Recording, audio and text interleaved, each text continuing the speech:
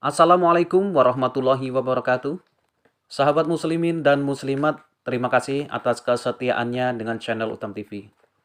Semoga kita semua selalu dalam lindungan Allah Subhanahu wa taala. Amin ya Allah ya rabbal alamin. Sahabat muslimin dan muslimat, pada kesempatan ini kajian insya Allah akan disampaikan pemateri bersama Bapak Ustadz Supariat. Sahabat muslimin dan muslimat, bagi yang baru gabung dengan channel Utam TV, silakan subscribe agar sahabat muslimin dan muslimat tidak ketinggalan dengan kajian-kajian terbaru selanjutnya dari channel Utam TV. Jika sahabat muslimin dan muslimat suka dengan video-video dari channel Utam TV, silakan di-share dan komen. Tetap selalu jaga kesehatan dan tetap tonton terus channel Utam TV. Akhir kata, wabillahi taufik wal hidayah. Wassalamualaikum warahmatullahi wabarakatuh.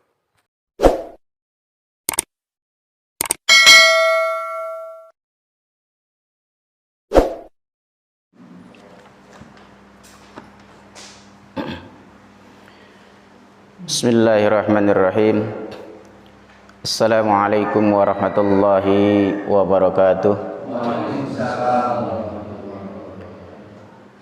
Innal hamdalillah nahmaduhu wa nasta'inuhu wa nastaghfiruh wa na'udzu billahi min syururi anfusina wa min sayyiati a'malina.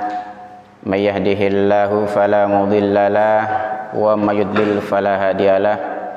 Asyhadu an la ilaha illallah wahdahu la syarikalah wa asyhadu anna Muhammadan abduhu wa rasuluhu la nabiyya ba'dah.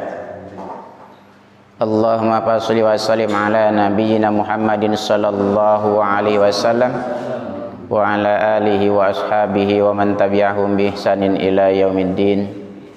Ya ayyuhalladzina amanu taqullaha haqqa tuqatih wa la tamutunna illa wa antum muslimun.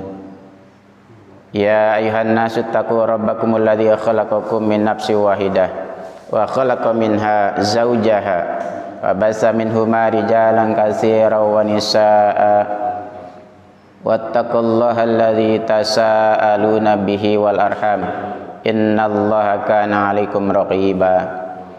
Ya ayyuhalladzina amanu taqullaha wa qulu qawlan sadida yuslih lakum a'malakum wa yaghfir lakum dzunubakum wa may yuti'illaha wa rasulahu faqad faza fawzan 'azima. Amma ba'd,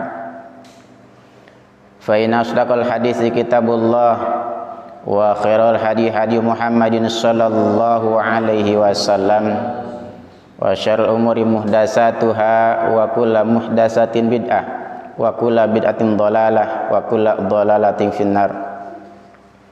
Hadratul mukarramun, para jamaah yang dirahmati Allah Subhanahu wa taala, tidak hentinya kita manjatkan puji syukur kita kehadirat Allah Subhanahu wa taala, sebagaimana jauh Allah lebih banyak dan tidak pernah berhenti memberikan sebuah kenikmatan kepada kita. Maka selayaknya kita sebagai orang yang beriman kepada Allah senantiasa untuk mensyukuri nikmat-nikmat yang telah Allah berikan kepada kita, dengan segala harapan mudah-mudahan Allah Subhanahu wa taala senantiasa menjadikan kita semua sebagai abdan syakura, hamba Allah yang betul-betul bersyukur kepadanya. Salawat dan salam semoga dilimpahkan kepada uswah kita Rasulullah Muhammad sallallahu alaihi wasallam.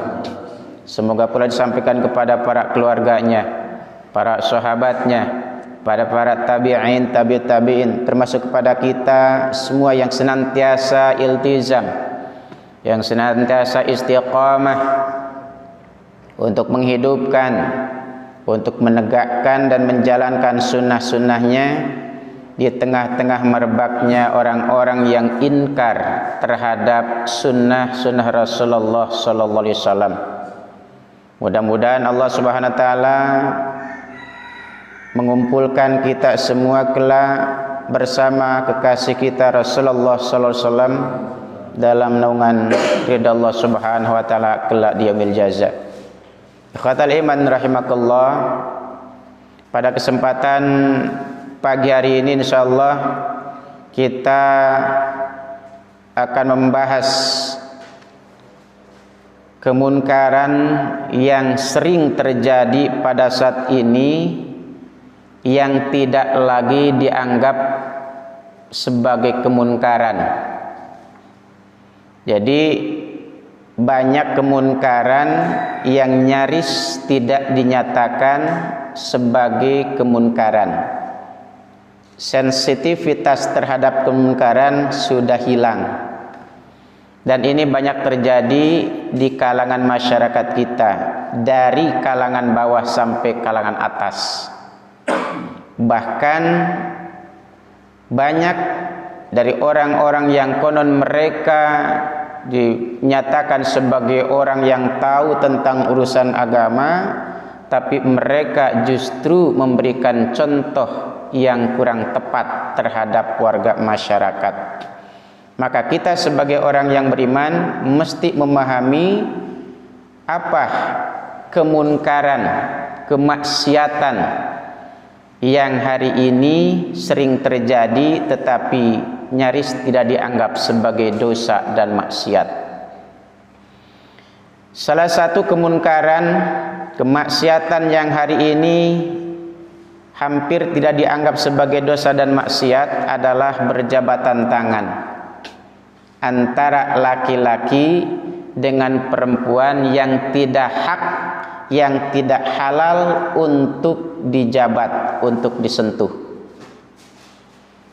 Pergaulan bebas hari ini sudah sangat luar biasa. Tidak saja di kalangan bawah, justru dari kalangan atas. Jangankan sekedar berjabatan tangan, berpelukan, dan lebih dari itu pun hari ini hampir sudah dianggap sebagai budaya, hampir dianggap sebagai kebiasaan. Bahkan perzinahan yang sesungguhnya, bahkan hamil di luar nikah pun hari ini hampir sudah tidak dianggap sebagai bentuk aib. Luar biasa hari ini kemunkarotan, banjirnya kemaksiatan hari ini sudah sangat luar biasa. Kalau dulu umat Nabi Nuh melakukan dosa terhadap Allah Subhanahu wa taala dengan menentang Nabi Allah Nuh alaihi salam dan ajaran yang dibawa oleh Nabi Allah Nuh alaihi salam, maka Allah utus banjir yang begitu amat sangat dahsyat sehingga meluluh lantahkan dan membunuh semua orang-orang kafir yang ada di dalamnya. Hanya orang-orang yang ikut dengan Nabi Nuh dalam sebuah bahteranya yang selamat daripada ancaman banjir itu. Hari ini tidak kalah besar banjirnya kemaksiatan dan kemunkarotan. Yang ini boleh jadi menjadikan Allah murka kepada umat, Allah murka kepada bangsa yang ada di dunia ini. 14 abad yang silam, Rasulullah SAW sudah memberikan satu nasihat, sebuah pelajaran yang sangat berharga di hadapan para sahabat. Rasulullah SAW menyatakan dalam sabdanya, la ayut'ana fi ra'si rajulin bimikhiyatin min hadidin khairun min ayyamasam ra'atan la tahillullah. Sungguh ditancapkannya kepala seseorang dengan jarum besi itu masih lebih baik daripada dia menyentuh wanita, dia berjabatan tangan dengan perempuan yang tidak halal untuk dijabat. Lebih enteng, lebih ringan kepala ini ditusuk jarum besi daripada tangan kita berjabatan tangan dengan perempuan yang tidak hak untuk kita jabat. Jangan karena menghormati, jangan karena sebuah kebiasaan, lalu kita ikut andil untuk berjabatan tangan dengan perempuan-perempuan yang tidak halal untuk kita jabat. Suatu saat sahabat Rasulullah SAW mengadukan permasalahan istrinya kepada Rasulullah SAW. Ya Rasul, enam raati la turaddu yadul lamis. Ya Rasul, istriku enggak pernah menolak tangan laki-laki yang ngajak berjabatan tangan dengannya. Apa kata Rasul? Ceraikan dia. Ceraikan dia. Kata sahabat, ya Rasul, kami sangat cinta kepada istri kami. Kalau kamu cinta dengan istrimu, didik dia. Tidak lagi berjabatan tangan dengan suami, dengan laki-laki yang lain. Didik dia agar tidak bersentuhan lagi dengan laki-laki yang lain. Dan ini artinya betapa dari hal yang kelihatan oleh mata kita kecil, sepele, tetapi dahsyat yang akan terjadi ketika itu dibiasakan. Bermula dengan berjabatan tangan, bersentuhan tangan yang berakhir dengan perzinahan yang sesungguhnya, yang pada akhirnya Allah akan murka kepada umat ini. Ikhwatal iman rahimakumullah. Lalu kalau kita kaitkan dengan kondisi yang terjadi hari ini, kita hari ini dilarang untuk berjabatan tangan, distancing, bahkan silaturahim pun hampir diputuskan. Kenapa? Ini boleh jadi ketika umat hari ini yang tidak mendengarkan sunnah Rasulullah SAW, yang tidak mendengarkan dan mengikuti daripada apa yang telah disabdakan Rasulullah SAW.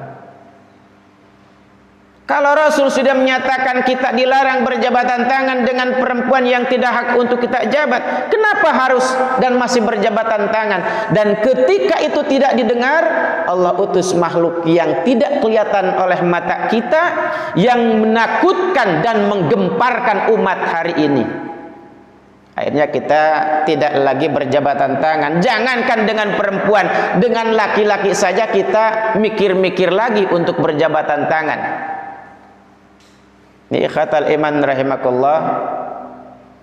Oleh karena kalau kita berbicara masalah makhluk, maka semua makhluk yang Allah ciptakan tentu ada hikmah di balik itu. Allah ciptakan corona, banyak hikmah di balik corona. Bagi orang yang beriman, dia akan menjaga tangannya agar tidak lagi bersentuhan dengan perempuan. Bagi orang yang beriman akan menjaga imannya dengan menjaga wudunya. Bagi orang yang beriman akan meningkatkan keimanannya dengan banyak mendekatkan diri kepada Allah Subhanahu wa taala, memohon ampun kepada Allah Subhanahu wa taala. Karena boleh jadi di balik makhluk yang Allah utus itu adalah merupakan nasihat kepada kita. Bahkan bagi orang yang beriman jelas, Rabbana ma khalaqta hadza batila subhanaka faqina azabannar. Rabbana, ya Rabb kami, ma khalaqta hadza batila. Tidak semata engkau ciptakan ini adalah batil, tidak semata kau ciptakan ini adalah sia-sia. Allah utus corona enggak sia-sia. Apa hikmah di balik corona? Banyak. Walaupun di satu sisi ada yang merasa dirugikan, tapi di satu sisi ada yang diuntungkan. Ini artinya bahwa Allah menciptakan sesuatu tidak ada yang sia-sia. Walaupun kelihatan oleh mata kita adalah sia-sia, membuat kegaduhan dan sebagainya. Tapi bagi orang yang beriman tidak, bahwa ini adalah merupakan satu nasihat kepada kita. Betapa lemahnya kita Betapa tidak berdayanya kita. Dengan makhluk yang kecil saja kita sudah nggak berdaya. Kemana-mana kita pergi penuh dengan rasa takut dengan makhluk yang kecil saja. Ini artinya bahwa kita ini nggak punya kekuatan apa-apa. Makanya kenapa ketika kita mau berangkat kemanapun kita mengatakan, ya, Bismillah tawakkaltu 'alallah la haula wala quwata illa billah. Bismillah, dengan menyebut asma Allah. Tawakkaltu, kami bertawakal, aku serahkan diri kepadamu ya Rabb. La haula, tidak ada daya upaya, wala quwata, tidak punya kekuatan kita ini, illa billah, kecuali dengan pertolongan Allah Subhanahu wa taala. Buktinya dengan makhluk yang kecil ini kita lumpuh, ya, kita panik. Ini baru dengan makhluk yang kecil, apalagi kalau sudah Allah utus makhluk yang besar, apalagi kalau Allah sudah letuskan gunung, seluruh gunung Allah letuskan. Bagaimana kalau lautan sudah diluapkan? Bagaimana kalau langit sudah digulung oleh Allah Subhanahu wa taala? Dengan makhluk yang kecil saja kita sudah panik. Nah, ikhwatal iman rahimakallah, ini adalah sebuah nasihat, pelajaran yang sangat berharga kepada kita. Betapa kita adalah tidak layak dan tidak pantas untuk membangga-banggakan diri, menyombongkan diri, membantah Allah dan Rasulnya. Di saat banyaknya wabah, di saat turunnya wabah dan musibah, mesti kita lebih dekat kepada Allah Subhanahu wa taala. Dan para sahabat Rasulullah SAW, ketika ada wabah, ketika ada bencana, mereka lari ke masjid, mereka mohon ampun kepada Allah Subhanahu wa taala, bukan untuk masjid. Ini ikhwatal iman rahimakallah, kita terbalik. Nah, oleh karenanya, jadikan apa yang telah Allah ciptakan di muka bumi ini sebagai pelajaran kepada kita. Coba hari ini orang lebih takut mati daripada azab api neraka, seolah-olah itu. Bahkan mereka ketakutannya berlebihan, lebih takut kepada makhluk ketimbang kepada Allah Subhanahu wa taala, sampai-sampai mereka enggak mau untuk sholat berjamaah karena takut kepada makhluk itu. Ikhwatal iman rahimakallah, ini diuji sejauh mana keimanan seorang hamba dekat dengan Allah, rindunya dengan Allah. Baik, kalau sholat sunnah kita diutamakan di rumah, ya, sholat sunnah diutamakan di rumah. Maka Rasul menyatakan, ij'alu min sholatikum fi buyutikum, jadikan sebagian sholatmu fi buyutikum, di rumah kamu sekalian. Wala tattakhiduha kubura, dan jangan kau jadikan rumahmu sebagai kuburan, sepi dari ibadah. Bahkan diperintahkan, nawiru buyutakum bisolah wa tilawatil Quran, hiasi, ramekan rumahmu dengan bacaan Al-Quran dan salat sunnah. Ini kadang-kadang corona, hiburan tetap hiburan, sinetron mah lebih anteng di rumah. Bagaimana maksiat nggak jalan terus, ya kan? Jadi nggak ada pengaruhnya dengan adanya peringatan Allah. Dan sebelum Allah memberikan peringatan sama saja. Padahal bagi orang yang beriman mesti lebih meningkatkan sebuah nilai ketakwaan kepada Allah Subhanahu wa taala. Lebih banyak membaca Al-Quran di rumah, membaca sholawat, berzikir kepada Allah, sibukkan dengan sujud. Sebab Rasul menyatakan, satu kali sujud saja Allah akan angkat satu derajat, Allah akan hapuskan satu dosa, satu kali sujud. Maka aksiru sujud, perbanyaklah kamu sujud, kata Rasul. Di mana sujud adanya? Di sholat. Maka nggak usah jauh-jauh lah kita sholat sunnah rawatib aja ya. Sholat sunnah rawatib yang muakkad itu kan ada 12, kata Rasul.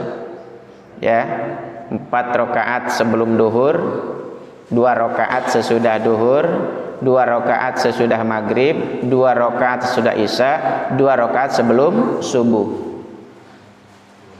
Ya, siapa yang mengerjakan sholat sunnah rawatib 12 rakaat, ya, setiap hari, setiap malam, bunyalahu baitan fil jannah, Allah bangunkan rumah di dalam sorga. Di dunia saja kita dibangunin rumah seneng, nggak punya duit, ada orang bangunin rumah, udah urusan rumah saya tanggung, selesaikan, kamu tinggal ngisi saja, seneng gitu. Apalagi rumah di dalam sorga. Siti Asia, istrinya Fir'aun, yang hidup dalam gemerlapnya harta, limpahan kekayaan, tapi Siti Asia enggak bangga dengan dunianya. Bahkan doa yang disampaikan oleh Siti Asia yang Allah jelaskan dalam Al-Quran, Rabbibni li indaka baitan fil jannah, ya Rabb, bangunkan untukku rumah di dalam sorga. Wa najjini min Fir'aun, selamatkan kami dari Fir'aun, wa amalihi, dan perbuatan Fir'aun. Nah, ini doa harus kita baca biar kita diselamatkan daripada kejahatan dan perbuatan Fir'aun. Fir'aun di abad modern juga banyak. Dan jangan kita mengikuti perbuatan-perbuatan Fir'aun yang yang menyombongkan diri, yang mengaku sebagai Tuhan gitu. Iblis saja nggak pernah ngaku jadi Tuhan, Fir'aun ngaku jadi Tuhan, luar biasa. Ya, rajanya iblis tuh Fir'aun tuh. Boleh nggak ngomongin Fir'aun? Nggak boleh ngomongin Fir'aun. Boleh. Yang nggak boleh jelek-jelekin orang yang beriman. Yang nggak boleh ngomongin kejelekan orang yang beriman. Abu Lahab dijelaskan oleh Allah, tabat siada abi lahabiw wa tab. Yang nggak boleh ngomongin kejelekan orang yang beriman. Kalau Fir'aun udah jelas jadi contoh ya, keburukan seorang manusia, kejahatan seorang manusia terhadap Allah Subhanahu wa taala. Maka janganlah kita mengikuti jejak langkah itu. Janganlah kita mengikuti orang-orang yang memang mereka menentang Allah Subhanahu wa taala. Saya khawatir dan ngeri banget dengan sabda Rasul, la tattabi'unna sanana alladzina min qablikum sibran bi sibrin dira'an bi dira'in. Kamu sekalian akan mengikuti orang-orang sebelum kamu, sejengkal demi sejengkal, sesikut demi sesikut. Bahkan kata Rasul, walau dakhalu fi hujrid dhabi, sekalipun mereka masuk ke dalam lubang biawak, ya, lat tabi'tumuhum, kalian akan mengikutinya gitu. Jadi umat ini akan mengikutinya. Sehingga sahabat bertanya, kulna ya Rasulullah, wahai Rasulullah, ahumul yahuda wa nasara, apakah mereka itu Yahudi dan Nasrani? Qala, kata Rasul, faman, siapa lagi kalau bukan dia, kan gitu. Jadi umat ini akan mengikutinya, ya, akan mengikuti gerakan-gerakan perbuatan-perbuatan mereka. Makanya Rasulullah SAW menyatakan, la tartakibu martakabatil yahudu wa nasara, janganlah kalian mengikuti gaya-gaya Yahudi dan Nasrani. Umat Islam akan banyak yang mengikuti itu. Bahkan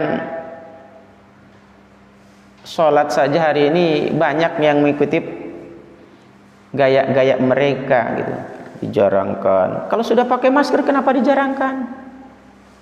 Kalau memang penularan melalui ini, Kenapa ketika sholat harus dijarangkan? Udah jelas hadisnya, sawu sufufakum baina taswatas sufuf min tawmis sholat. Sahih.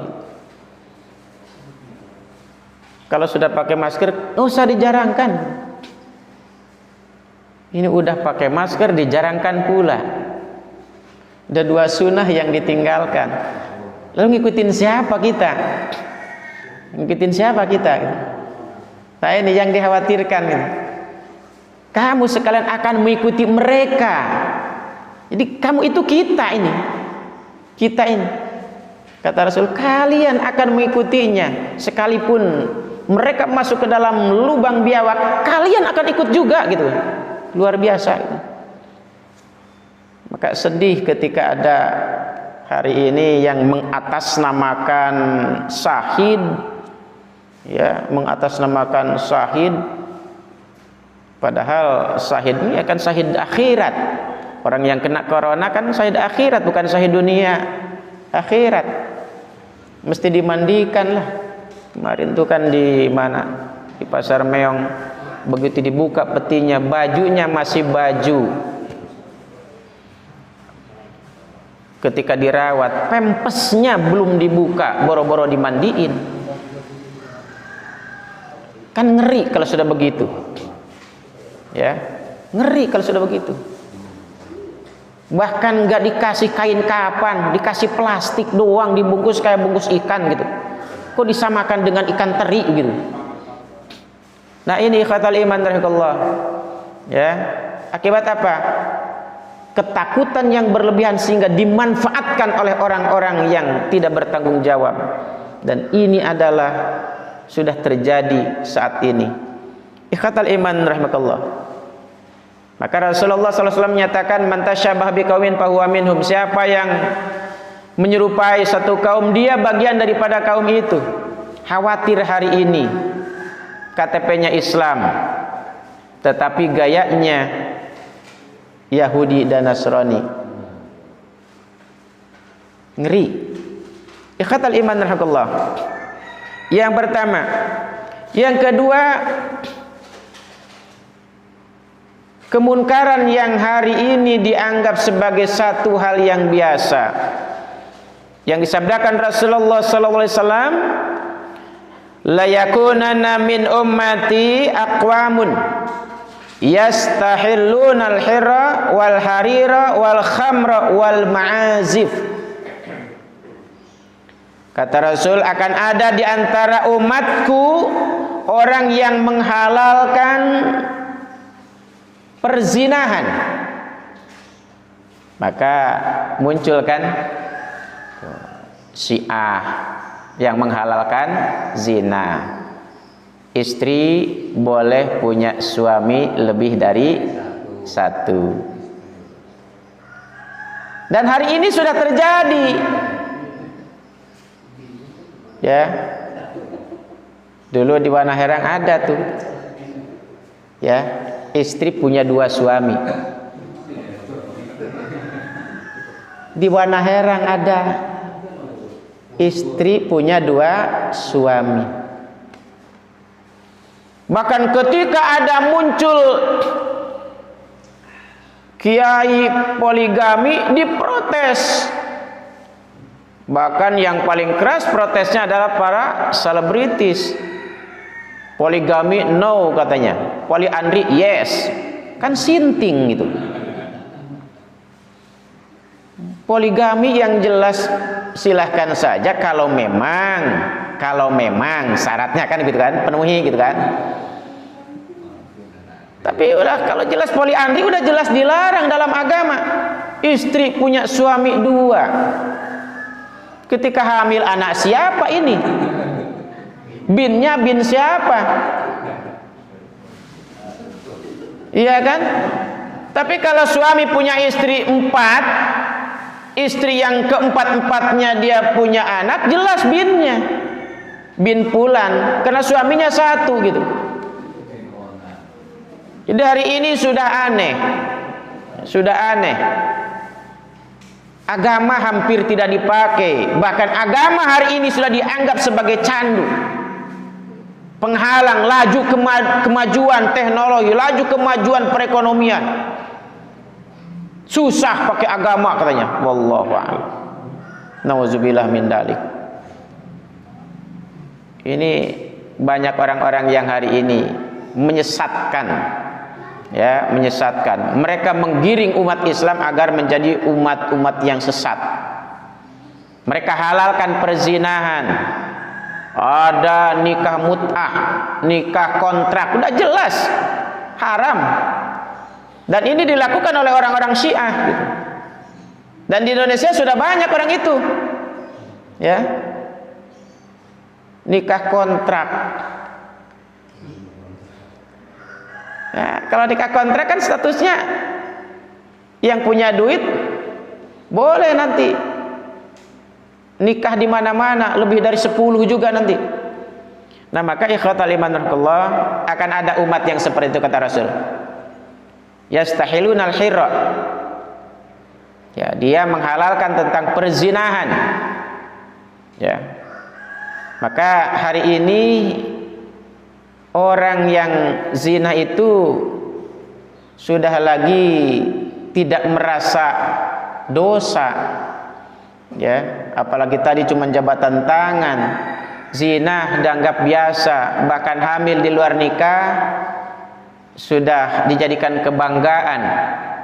Kan ada artis yang bangga kan punya anak 2 tanpa nikah, bangga gitu. Oh, dulu kan Siti Maryam juga punya anak tanpa suami, gua juga bisa katanya. Ya Allah ya Rabb. Ya, kalau Siti Maryam udah jelas seorang yang salehah, tinggalnya di mihrab, makannya dikirim oleh Allah melalui malaikat dari sorga makanannya. Ya, nggak ada laki-laki yang nyentuh dia. Udah jelas kalau itu. Allah membuktikan maha kuasanya Allah, ya, menciptakan makhluknya walaupun tanpa dengan nikah. Seperti halnya Allah mampu dan Allah maha berkuasa ketika menciptakan Hawa dari tulang rusuk Nabi Adam, kan begitu. Tetapi hari ini ada orang yang berdalil seperti itu. Wah, Maryam juga nggak punya suami, punya anak. Ya, kalau hari ini kan orang begitu ya zina namanya. Ya, karena melakukan dengan cara-cara yang tidak halal. Wal harir. Ya, wal harir. Ya, jadi apa musik, ada orang yang menghalalkan musik. Ya. Musik itu dijadikan sebagai satu kebanggaan. Ya, bahkan mungkin di perjalanan sepanjang jalan sambil nyetir itu yang dilantunkan itu musik nih. Termasuk nyanyian perempuan. Dalam hadis kan dinyatakan, ya, man jalasa ala qainatin yastami'u ilaiha, ya, subapi udunihi yaumal qiyamah. Siapa orang yang duduk mendengarkan nyanyian perempuan, nanti dari kiamat telinganya dikucuri timah tuh. Kan nyanyian suara perempuan itu kan bisa jadi syahwat. Ya. Dengan suaranya, karena suara perempuan itu aurat. Makanya kenapa suara perempuan tidak boleh kenceng-kenceng kalau bicara, apalagi dengan laki-laki gitu. Jangan bangga punya istri jadi biduan. Punya istri jadi biduan bangga, dicolek-colek sama laki-laki yang lain, disawer sama laki-laki yang lain gitu kan. Bangga, Allahu Akbar. Dayus tuh laki-laki seperti itu. Ya, suami seperti itu dayus tuh. Istrinya mempertontonkan aurat, keluar rumah tidak pakai jilbab, dilihat laki-laki yang lain, enggak ditegur, enggak ada risinya tuh suami. Dayus tuh suami seperti itu. Istrinya kagak sholat dibiarin sama suaminya, dayus tuh suami itu. Suami yang dayus haram mencium wanginya sorga. Mencium wanginya sorga juga haram itu. gimana masuk surga nanti? Jangan bangga ketika suami melihat istrinya dilihat laki-laki yang lain, keluar rumah rambutnya terurai, dilihat laki-laki yang lain yang tidak hak dia untuk melihatnya. Istri itu dari ujung rambut sampai ujung kaki hak suaminya. Yang boleh lihat suaminya, bukan orang lain. Maka keluar rumah tutup. Nah, lagi-lagi dengan corona kan diingatkan lagi itu. Suster, dokter yang biasanya rambutnya suster itu terurai, hari ini ditutup. Kenapa? Takut dengan corona. Orang yang dulu ngece nggak boleh nikob itu kan budaya Arab gitu ya. Hari ini kita juga pakai nikob ini, pakai masker. Ya kemarin-kemarin kan ngece. Perempuan yang pakai cadar dibilang teroris. Ya kan? Karena ada juga orang yang memanfaatkan itu. Ya, ingin menghancurkan ajaran Islam, dia menyamar sebagai seorang muslim, dia pakai cadar tapi dia melakukan bom bunuh diri, melakukan teror, mengatasnamakan Islam, akhirnya Islam sadis. Ya, Islam sadis. Akhirnya orang-orang yang tinggal di pondok, orang-orang yang mengumandangkan kalimat takbir, tahlil dan takbir, itulah biang-biang teroris. Nauzubillah min dalik. Kenapa? Karena ada orang yang memanfaatkan itu. Bagaimana ingin menghancurkan Islam itu harus melalui cara-cara Islam. Diikutin dulu ajarannya gitu. Orang yang nutup masjid, kalau orang kafir yang nutup masjid marah nggak kira-kira bapak-bapak nih? Golok pasti keluar. Ada orang kafir nutup masjid, nggak boleh kalian sholat di masjid. Golok keluar. Lebih baik mati daripada kamu nutup masjid. Tapi melalui tangan umat Islam ditutup masjid, selfie, bangga Islam nutup masjid. Anteng umat Islam yang lain ya. Kenapa? Karena yang nutupnya adalah DKM-nya. Tanggung dosanya DKM tadi.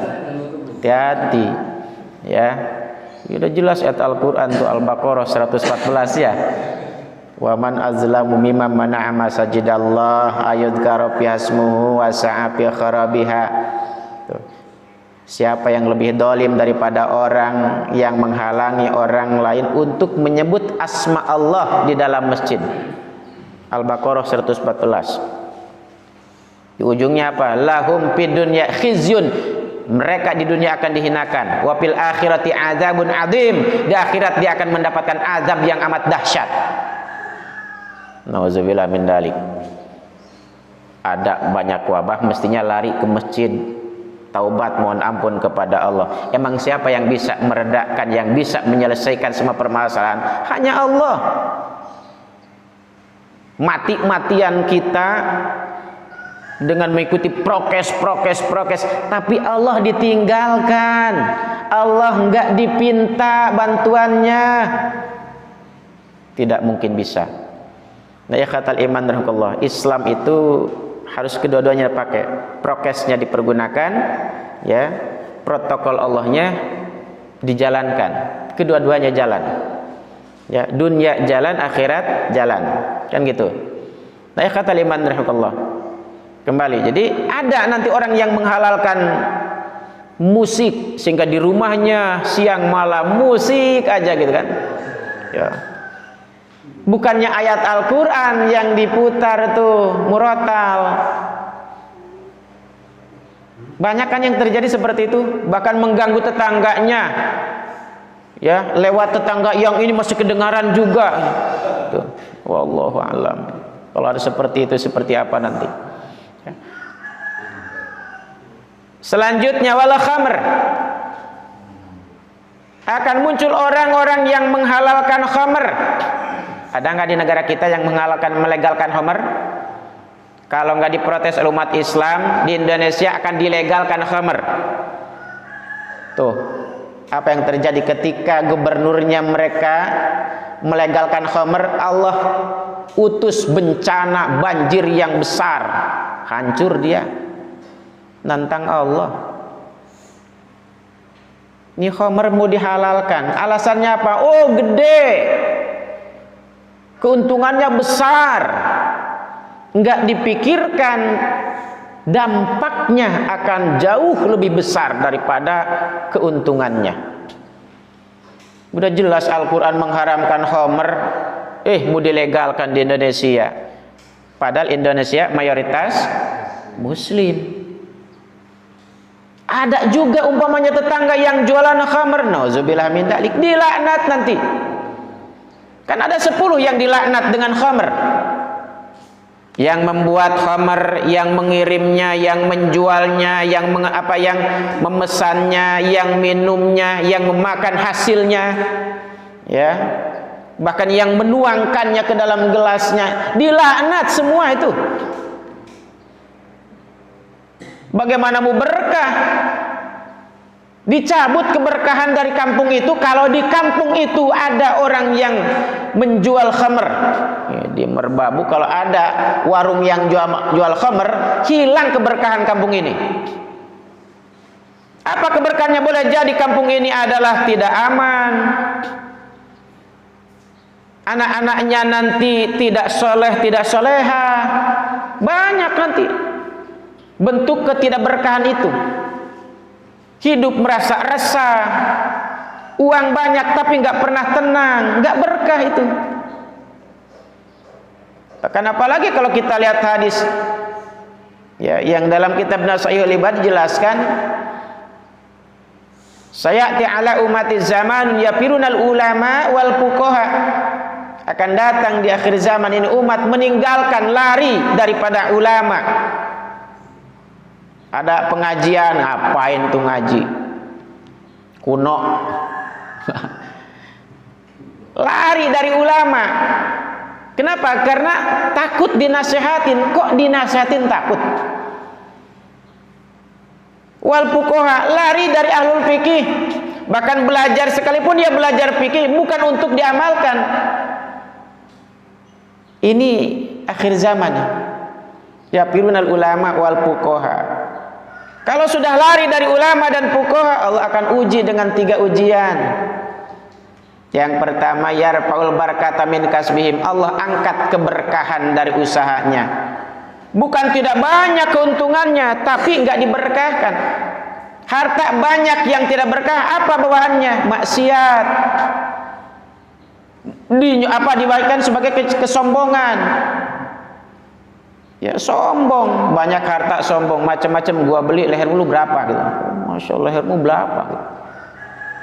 Satu kepala berapa? Gua beli kepalanya, Masya Allah. Sombong kan? Banyak harta, gak tenang. Ini gak berkah.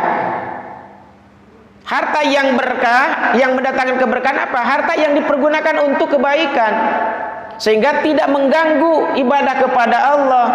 Dia harta kaya di mana-mana, perusahaannya di mana-mana, tapi dia tetap ruku dan sujud di hadapan Allah Subhanahu wa taala. Ini yang mendatangkan keberkahan. Udah hidup miskin, gak pernah sujud kepada Allah. Nah, ini sengsara dunia, sengsara akhirat nanti. Nauzubillah min dzalik. Ya. Bahaya itu. Kuli tapi nggak mau sholat, ya, nauzubillah. Nah kembali, jadi khamr nih di Indonesia khamr, ya, hampir saja dilegalkan. Walaupun ada kemarin yang provinsi tertentu gitu ya, yang dilegalkan, itu buktinya ditegur oleh Allah tuh, ya, dengan banjir yang begitu dahsyat tuh, diluluhlantakan oleh Allah. Kalau sampai di Indonesia dihalalkan secara keseluruhan, mungkin ditenggelamkan oleh Allah di Indonesia. Indonesia negara kepulauan, dikelilingi laut. Apa susahnya bagi Allah tinggal diambleskan ini negara ke dalam perut bumi? Nggak ada yang sulit bagi Allah. Ya. Jangan lalu kita melakukan kesombongan dengan menentang hukum Allah Subhanahu wa taala. Ini khamr. Dampaknya luar biasa. Ya. Generasi-generasi teler hari ini sudah di mana-mana menyambut Ramadan. Berapa dulu tuh yang meninggal menyambut Ramadan, mati karena miras menyambut Ramadan.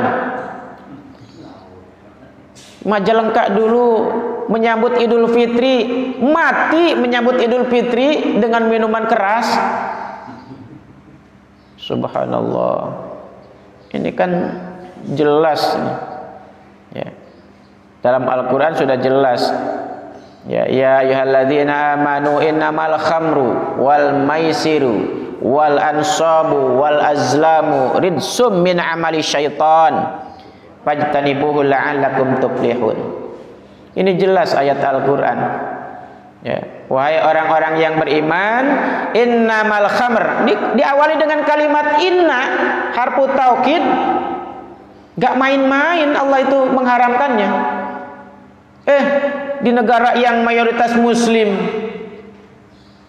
mau dilegalkan, nggak waras ini orang. Ya, berani-beraninya di wilayah yang mayoritas muslim mau melegalkan yang jelas-jelas dalam Al-Quran diharamkan. Mungkin kalau Indonesia minoritas muslimnya udah jelas dilegalkan nanti. Ya. Nah, ikhwatal iman rahimakallah. Oleh karena itu banyak sebuah kemungkinan kenapa negara kita ini kacau. Ya, karena diangkat keberkahannya oleh Allah Subhanahu wa taala. Kenapa? Khamr saja di kita beredar di mana-mana, narkotika beredar di mana-mana. Ya.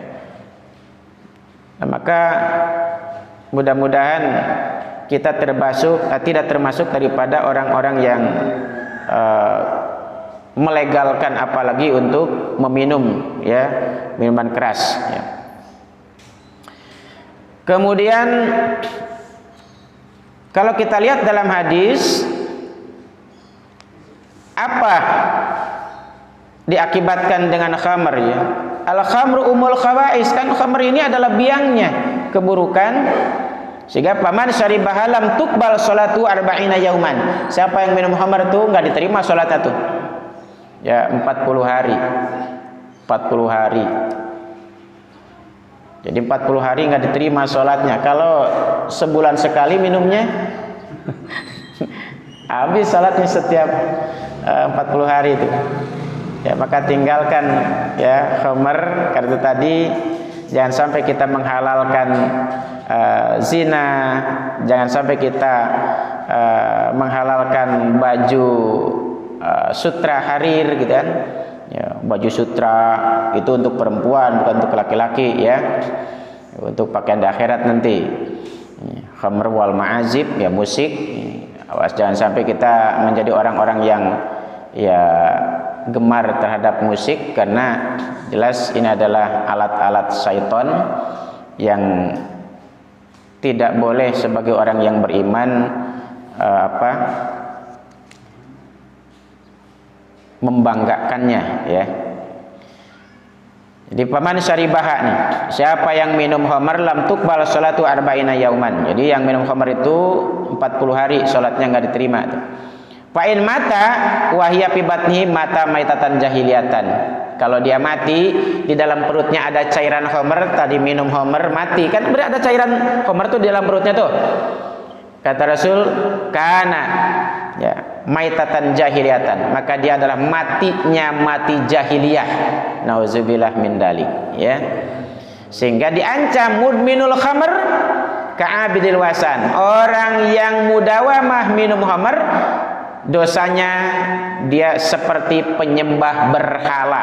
Siapa yang menyembah berhala? Orang-orang musyrik. Ya, orang-orang kafir. Bahkan la yadkhulul jannata mudminu khamr, tidak akan masuk surga orang yang minum khamr. Nauzubillah min dalik. Ini baru dua hadis, ya 3 hadis yang kita bahas. Yang hari ini memang hal seperti ini dianggap biasa ya. Minum khamr dianggap biasa. bukan diyakini sebagai dosa dan maksiat, padahal ayat Al-Qur'annya sudah jelas, ya larangannya sudah jelas, tetapi mereka menganggap bahwa minum khamr ini adalah dianggap hal yang biasa. Mudah-mudahan Allah jauhkan dari hal seperti itu kepada kita semua, dan mudah-mudahan Allah menjaga kita, keluarga kita dari azab api neraka dengan Allah memberikan bimbingan hidayah kepada kita, ya, sehingga kita dijauhkan daripada perbuatan dosa dan maksiat. Nah, itu saja barangkali, ini sudah masuk jam 6, ya. Jadi barangkali ada yang mau dipertanyakan, ya, sebelum kita tutup. Masih ada waktu, silakan.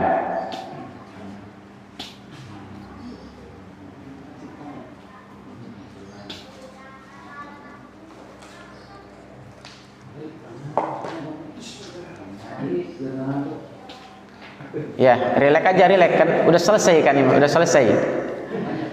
Ya, silakan. Waalaikumsalam warahmatullahi wabarakatuh. Mau nanya Pak Ustadz, itu musik yang diharamkan itu sejenis musik seperti apa ya Pak Ustadz? Ya. Apakah seperti musik sholawatan sama qasidah itu juga termasuk diharamkan juga ya? Baik. Nah masalah kan itu kan udah sholawat mau qasidah kan termasuk musik juga Pak Ustadz. Terima kasih Pak Ustadz. Baik. Yang pertama harus kita pahami musik dulu ya. Ya. Ada yang dibolehkan itu adalah seperti rebana, ya. Nah, yang dalam hadis itu yang dilarang itu sejenis seruling, kan itu adalah mainan setan, ya, dan sejenis itu. Jadi yang dibolehkan itu adalah rebana, ya, kulit yang dipukul itu ya. Nah, bedug lah gitulah, sejenis itu. Kan sekarang kan banyak musik gitar apalagi itu. Ya, pokoknya yang mengandung musik gitu ya. Kalau itu kan suara yang dipukul saja gitu. Nah, adapun untuk nasid atau apa? Syair, kalau syair nggak dilarang. Syair nggak dilarang selama satu tidak mengandung syahwat. Yang kedua, tidak menjurus kepada kesyirikan dalam kalimat-kalimat itu. Ya, jadi kalau kalimat itu sudah mengandung unsur syirik, haram. Seperti hati-hati, demi langit dan bumi aku bersumpah. Nah, ada yang gitu ya? Demi langit dan bumi aku bersumpah. Sumpah itu billah, wallah, tallah, demi Allah. Atau demi yang menciptakan langit dan bumi, kami bersumpah. Siapa yang menciptakan langit dan bumi? Allah. Jangan demi langit dan bumi.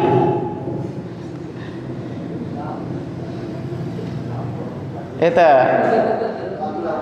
Rasul bersumpah demi yang menciptakan kami. Siapa yang menciptakan kami? Allah. Itu jangan demi langit dan bumi. Nah, ini syair yang mengandung unsur syirik. Sebab dia udah bersumpahnya bukan kepada Allah tapi kepada langit dan bumi. Karena itu la tasjudu lisyamsi wala liqamar wasjudu lillah. Janganlah kamu sujud kepada matahari dan bulan, bersujudlah kepada Allah. Kenapa? Karena matahari, bulan makhluk Allah, langit, bumi makhluk Allah. Maka jangan bersumpah seperti itu. Nah, nyanyian seperti itu mesti tidak boleh. Ya, tidak boleh. Harus dirubah sedikit. Ya. Ya, demi yang menciptakan langit dan bumi gitu. Aku bersumpah. Nah, gitu. Baru boleh itu. Ya. Yang tidak bolehnya musiknya yang melenakkan manusia kepada Allah Subhanahu wa taala. Itu ya, yang menjadikan manusia lupa kepada Allah. Apa ada ketika dangdutan takbir gitu sambil joget Allahu Akbar, ada gitu kira-kira? Ya. Tuh, jadi manusia akan lupa kepada Allah. Nah, maka nyanyian seperti itu yang melupakan manusia kepada Allah juga hal yang dilarang ya dalam agama. Ya, jadi ada yang dibolehkan tadi adalah tagoni ya, apa ketimpringan gitu ya. Nah, dan itu pernah dilakukan oleh sahabat ketika hari raya ya, ketika hari raya untuk menghibur anak-anak itu dengan menggunakan alat rebana itu ya. Jadi bukan dengan seruling, karena seruling itu udah jelas tidak boleh. Nah, itu adalah mainan setan gitu ya. Dan dengan suling ini kita bisa terlena juga ya. Dengan indahnya orang mempermainkan mainkan sulingnya, kita juga bisa terlena gitu. Itu wallahu a'lam bishawab. Ada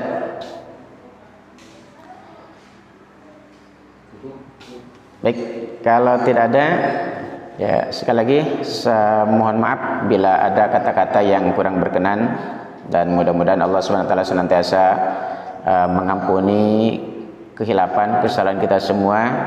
Maka oleh karenanya kita diajarkan oleh Rasulullah SAW ketika kita mau mengakhiri daripada satu majelis, kita diperintahkan untuk menutupnya dengan tasbih kafaratul majlis ya, tasbih mensucikan Allah untuk kifarat ya bila ada kata-kata, sikap, perbuatan kita di majelis ini yang tidak berkenan ya. Subhanaka Allahumma wa bihamdika asyhadu an la ilaha illa anta astaghfiruka wa atubu ilaik. Terima kasih. Assalamualaikum warahmatullahi wabarakatuh.